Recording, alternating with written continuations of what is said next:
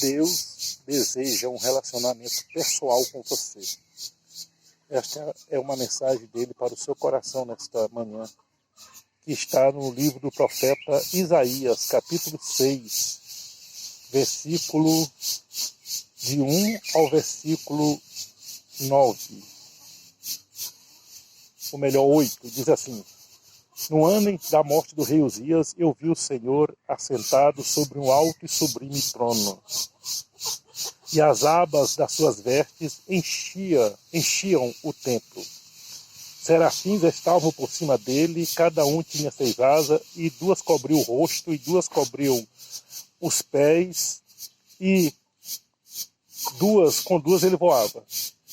E clamavam uns para os outros, dizendo: Santo, Santo, Santo é o Senhor dos exércitos, e toda a terra está cheia da sua glória. As abas dos limiar se moveram à voz do que clamava, e a casa encheu-se de fumaça. Então disse eu: ai de mim, estou perdido, porque sou homem de lábios impuros e habito no meio de um povo de impuros lábios, e os meus olhos viram o Rei, o Senhor dos exércitos. Então um dos serafins voou para mim, trazendo na mão uma brasa viva que tirara do altar com uma tenaz. Com a brasa tocou a minha boca e disse: eis que ela tocou aos teus lábios, e a tua iniquidade foi tirada, e perdoado o teu pecado. Depois disto, ouvi a voz do Senhor que dizia: a quem enviarei e quem há de ir por nós? Disse eu: eis-me aqui, envia-me a mim. Então esta é a palavra de Deus para o seu coração nesta manhã. Deus quer um relacionamento pessoal com você. Deus criou o homem para ter um relacionamento com ele no dia a dia. Deus não criou o homem para abandonar a sorte aqui no mundo e para o homem viver de qualquer maneira nesta vida. Deus criou o homem com um propósito. O propósito da adoração a ele, o propósito da comunhão com ele, o propósito do relacionamento com ele. E isso foi quebrado lá no Jardim do Éden, quando Eva e Adão pecaram contra o Senhor. Esse relacionamento foi quebrado e foi preciso que houvesse ali o sacrifício de um cordeiro para que eles pudessem ser vestidos espiritualmente ali simbolizado e pudessem voltar a ter um relacionamento com Deus. E aqui Isaías já era profeta de Deus, mas ainda não desfrutava de um relacionamento pessoal aprofundado com Deus. E Deus quer que tenhamos um relacionamento aprofundado com Ele. Além de pessoal, um relacionamento aprofundado com Ele. E para isto acontecer, de acordo com o texto aqui, alguma coisa vai ter que morrer na nossa vida. Porque tem coisas na nossa vida que nos impede de ter um relacionamento pessoal com Deus, ou de ter um relacionamento mais aprofundado nele, com Ele. Portanto, alguma coisa precisa morrer. Para a pessoa que está ainda fora do relacionamento com Cristo, fora da sua comunhão com Cristo, da salvação, precisa morrer o pecado, precisa morrer a velha natureza, o velho homem, precisa morrer a velha vida, para que ele possa nascer novamente. E para aqueles que já estão em Cristo Jesus, que ainda estão tendo coisas que não agradam a Deus, precisa morrer. Quem sabe o conformismo, a pessoa se converteu e continua vivendo uma vida em conformidade com o mundo, aceitando situações contrárias à de Deus na sua vida. Foi o caso de Isaías. Ele estava aceitando situações contrárias à de Deus na sua vida, mesmo como profeta. Porque ele estava ali no palácio e aceitando pecado na sua vida, aceitando relacionamentos na sua vida que não estava de acordo à vontade de Deus. Homens que zombavam da palavra, contavam piadas, homens que conversavam besteira, E a Bíblia diz para não participarmos da roda dos escarnecedores, no Salmo capítulo 1. Então, se alguma coisa ainda precisa morrer na sua vida, isso vai ter que acontecer para que você possa desfrutar desse relacionamento com o Senhor. Quem sabe você está numa situação material, física, confortável, como estava Isaías. Isaías estava no palácio do rei, que era parente dele. Isaías era um profeta de palácio, do palácio, e estava ali uma situação confortável.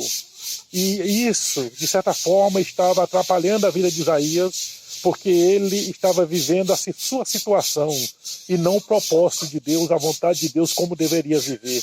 Quantas pessoas estão envolvidas com coisas materiais, com negócios, com coisas da vida, que está afastando de Deus. Tem pessoas que estão longe de Deus por causa do materialismo, por causa dos recursos, por causa das coisas materiais, por causa do dinheiro, por causa da fama, por causa do sucesso. Muitas pessoas se afastam de Deus. Então, precisa morrer isso aí, o egoísmo na vida da pessoa. Segundo lugar, Isaías viu a santidade de Deus, os serafins voando por cima do trono e dizendo: Santo, Santo, Santo é o Senhor dos Exércitos. Por que santo 3 vezes? Porque Deus é um Deus triuno. É o Pai, é o Filho, é o Espírito Santo, é um só Deus, na pessoa do Pai, do Filho e do Espírito Santo. E as 3 pessoas, que é o Deus Todo-Poderoso, são santos. E o Deus Todo-Poderoso é santo. Então, a sua santidade precisa estar na nossa vida. A Bíblia diz: segui a paz e a santificação com todos, sem a qual ninguém verá o Senhor. Hebreus capítulo 12, versículo 14. Então, para vermos a Deus, precisamos ser santo como Ele é santo. 1 Pedro capítulo 1, versículo 15, versículo 16 diz: sede santo como eu sou santo. Sede santo em todo o vosso procedimento, porque eu sou santo, diz o Senhor. Então, a santidade faz parte da nossa vida. E essa santidade começa pela palavra de Deus, recebida nos nossos corações. Jesus disse em João capítulo 17, versículo 17, santifica-os na verdade, a tua palavra é a verdade. Então precisamos estar na palavra e na verdade que liberta, para que possamos ser santificados. E foi isso que Deus falou com Isaías, para que ele pudesse viver essa santidade. Quando Moisés aproximou de Deus, lá na visão da sarça ardente, antes de libertar o povo do Egito, quando ele teve aquela visão da sarça ardendo em fogo e não se consumia, se aproximou para ver o que era. E lá da sarça bradou a voz do Senhor dizendo: Moisés, Moisés, não te achegue para cá. Tira a sandália dos teus pés, porque a terra que tu pisas é terra santa.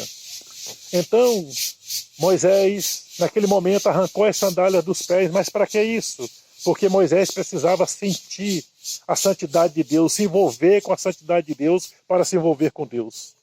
Nós não podemos nos envolver com Deus sem a santidade. Nós não podemos ver Deus sem a santidade. Inclusive, Mateus capítulo 5, versículo 8 diz que somente os puros de coração verão a Deus. Então, esse ver a Deus como? Ver Deus na sua glória, ver Deus na sua santidade, ver Deus agindo na sua vida. Não podemos ver Deus agindo na nossa vida e também não podemos ver Deus na glória se não estivermos vivendo uma vida de santidade. Se a sua vida está envolvida com aquilo que não agrada a Deus. Ah, mas eu sou bom, não mato, nunca matei, nunca roubei. Bom só há um que é Deus. A Bíblia diz, Jesus disse para o jovem rico: bom só há um que é Deus. Porque ele disse: bom mestre, que hei de fazer para ter a vida eterna? Jesus disse: bom só há um que é Deus. Então não existe ninguém bom nesse mundo. A Bíblia diz que todos pecaram e foram afastados da glória de Deus por causa do pecado. Todos pecaram em Adão. Quando Adão pecou, a raça humana toda pecou. Então, esse pecado leva o homem ao inferno. Aquilo que você pratica é apenas o fruto do pecado que está na sua vida. Então precisamos nos envolver com a santidade de Deus. Deus é santo e nós precisamos ser santos. E essa santidade começa na nossa vida no momento que nós somos salvos, nascemos de novo. É um processo. Ela começa com a salvação e termina com a glorificação dos nossos corpos para o arrebatamento com Jesus Cristo. Tanto dos mortos como dos vivos. Porque os mortos estarão no novo corpo e nós que estivermos vivos seremos transformados em um corpo glorioso para encontrar com o Senhor. Porque o homem na carne não pode ver Deus. O homem natural não pode ver Deus. Só o homem espiritual pode ver Deus e a sua glória.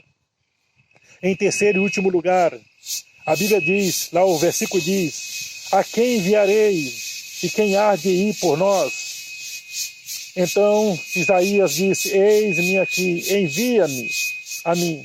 Então, nesse versículo, Deus está pedindo a nós, como seres humanos, como servos deles, como filhos dele, como pessoas, Deus está pedindo uma resposta. Deus está nos levando a corresponder ao seu chamado na nossa vida. Nós precisamos atender o chamado de Deus. Nós precisamos atender o propósito de Deus. Nós precisamos atender a vontade de Deus. Nós precisamos corresponder aos princípios e aos valores bíblicos na nossa vida. Precisamos corresponder à santidade de Deus. Nós precisamos corresponder ao plano de Deus na nossa vida. Portanto, Deus espera realmente uma correspondência ao seu chamado. E você já correspondeu ao chamado de Deus? Esse chamado de Deus está em Cristo Jesus. Jesus veio nos chamar à salvação. Jesus veio nos chamar à comunhão com Deus. Jesus veio nos chamar à redenção eterna. E Jesus vai vir nos chamar para o arrebatamento a qualquer momento neste mundo. Pode ser agora. O arrebatamento está para acontecer a qualquer momento. E nós precisamos corresponder ao chamado de Deus. Primeiro, corresponder ao chamado para a salvação. Porque sem a salvação não existe reino de Deus na nossa vida. Sem um novo nascimento não existe salvação eterna. É preciso corresponder ao chamado de Deus à comunhão. Porque o homem perdeu a sua comunhão com Deus no passado, lá em Adão. E vive sem comunhão só Jesus Cristo, o Senhor dos senhores, aquele que veio para morrer na cruz em nosso lugar. Só Ele pode restaurar a nossa comunhão com Ele. E é só por meio de Cristo que nós chegamos a Deus. Ninguém vem ao Pai senão por mim, disse Jesus. Sem mim nada podeis fazer, diz o Senhor na sua palavra. Portanto, é preciso corresponder ao chamado de Deus, aceitar o chamado de Deus, estar em Cristo para ver Deus na nossa vida, para ter comunhão, para ter relacionamento pessoal com o Senhor. Portanto, meu amigo, minha amiga que ouviu esta palavra nesta manhã, corresponda ao chamado de Deus na sua vida. Para corresponder a esse chamado, às vezes é preciso renunciar a algumas coisas na vida. É preciso tomar decisão, tomar posição diante de Deus. Ninguém pode ver Deus na carne. Sangue e carne não entrará no reino dos céus, porque o reino do céu é somente para aqueles que nasceram espiritualmente.